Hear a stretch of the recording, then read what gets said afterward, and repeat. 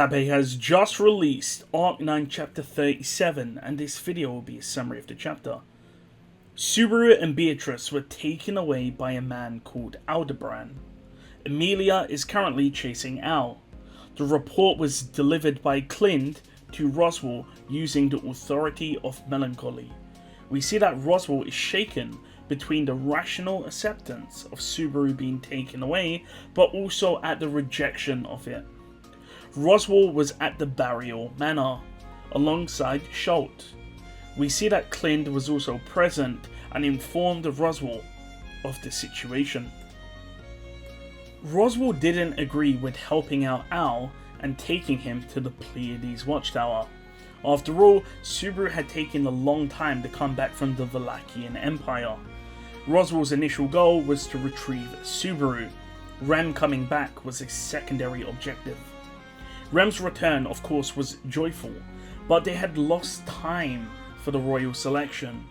That's when Subaru wanted to go to the Petelguese watchtower with Aldebaran. Roswaal tried to convince Subaru not to, but Subaru didn't budge. Schultz wanted Subaru to look after Aldebaran. For Roswaal, this was a good idea. Priscilla saw Emilia as someone worthy of respect, meaning that now that the Priscilla camp had no leader, if someone like Schultz, Priscilla's main servant, favoured Emilia, this would actually be beneficial for the Emilia camp. So Roswaal took Schultz back to the burial manor. However, this of course was a mistake. Frederica asks what happened to Garfiel. Clint explains that he was defeated. The group discussed the possibility of Garfiel being defeated in a fight, and they believe that Garfiel was probably mentally thrown off balance before being taken advantage of. Roswaal asks Clint what else happened. Clint explains that Volcanica is working with Aldebaran and that Reinhard went to fight but was stalled. Clint asks for Roswaal's assistance. Roswaal considers his options. He may need to enact one of his promises to Subaru. At the end of the Sanctuary incident, he promised Subaru that should he fail to save anyone close to him, he would destroy all those Subaru cares about. Roswaal says that Priscilla was a tough call, however her death was beneficial to the Emilia camp. In addition, her death was also of her own choice, so Roswaal left it at that. Subaru's situation was alarming, but Roswaal would make him redo things if necessary. However, there was something else. Beatrice being alongside Subaru. It wasn't because Beatrice was loyal to Subaru, or because she was a great spirit, or because she was Echidna's ultimate creation. Roswaal deep down had a feeling inside of him that she would be pivotal. Schultz then begs Roswaal to help. Schultz apologizes to them for what Aldebaran has done.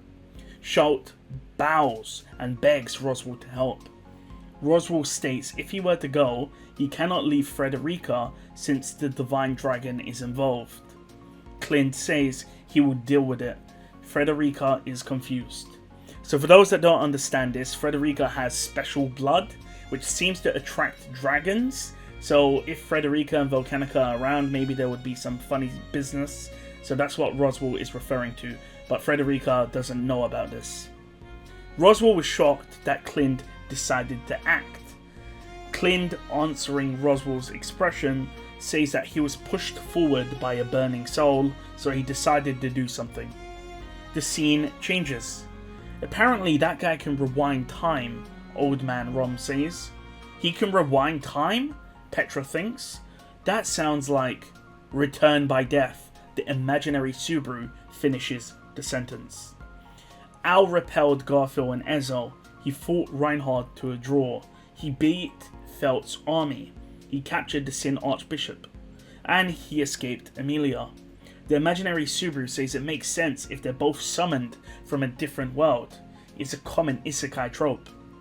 Petra asks if Al is the same as Subaru, and Subaru says it is, but his version of Return by Death is probably more useful. He's referring to Aldebaran's Return by Death being better. After all, having small differences make the story more enjoyable. Petra tells Subaru to be serious, but states that they need to use the information that they have just obtained. They wonder if they could survive Reinhard, even with return by death. You'll die like 100 times. Ram and Rom continue the conversation, but we see that Emilia interjects, saying that she doesn't understand. Rem also says that she doesn't understand. Ram says it's okay since Rem obviously just got her memories back. So Ram takes a coin and drops it to the floor. Emilia catches the coin. Ram says that if you can rewind time, you will know that the coin will drop. So you can avoid dropping the coin or prevent it from falling. Rom and Ram continue to explain the concepts to Rem and Emilia, and Meili then approached Petra. Meili puts her hand on Petra's forehead and says that she's overworking herself and that her head is hot, before saying that she knows that Petra read the Book of the Dead and didn't tell anyone because she didn't want the rest of the people to worry about her. Petra took Meili's hand and grabbed it. Petra had a small fever.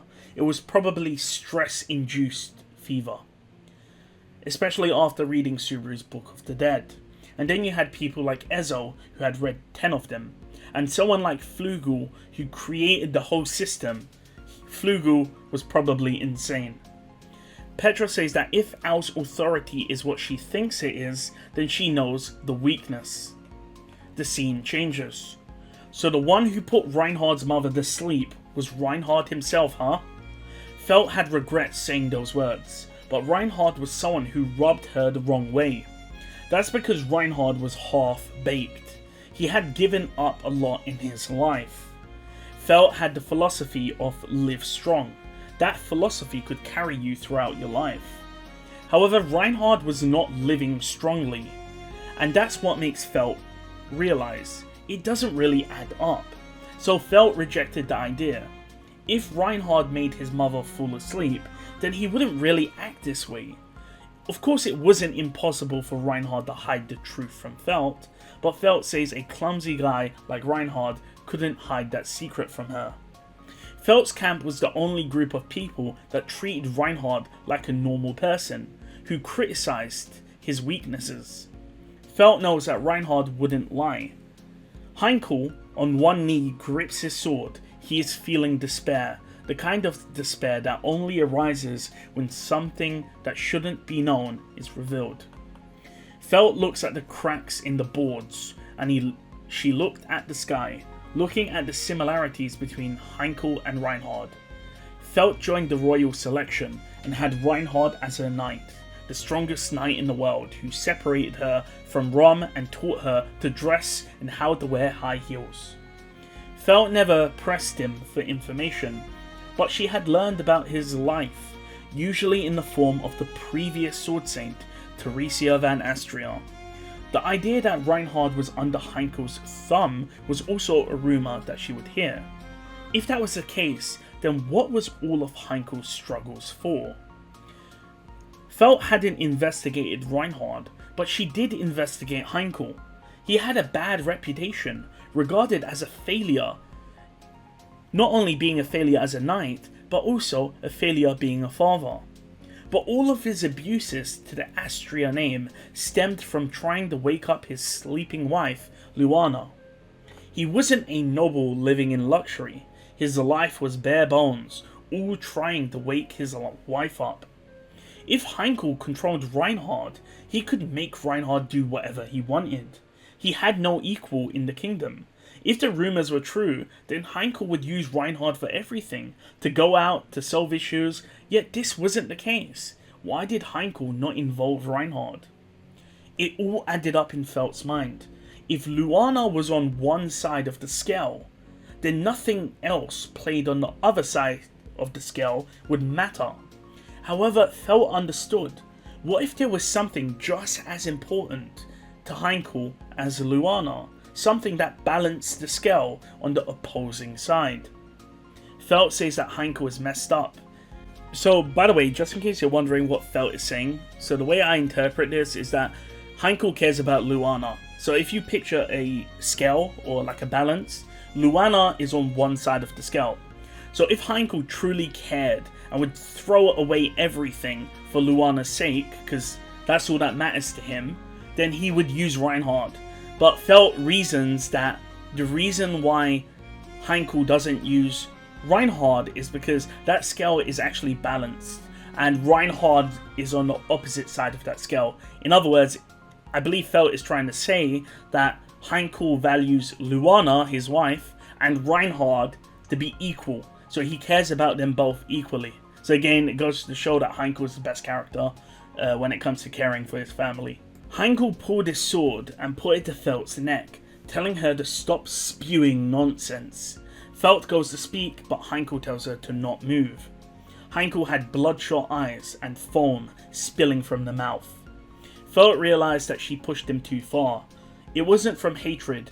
Heinkel's killing intent was more of a defensive reflex.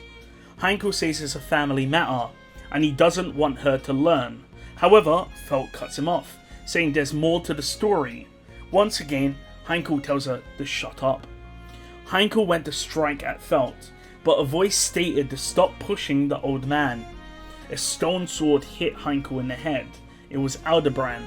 Felt says that he was watching to ensure nothing bad would happen, and Aldebaran says that he didn't think that Felt would die so easily, and says that Felt is not so cute. Felt checked to see if Heinkel was alive. She thought back to the Sword Saint. The fact that Heinkel was still hiding information. It was something she had to solve. She picked up Heinkel's sword and put it back in its sheath. The name Astria was engraved in it, and it caught her eye. And on top of that, it pissed her off. And with that, the chapter ends.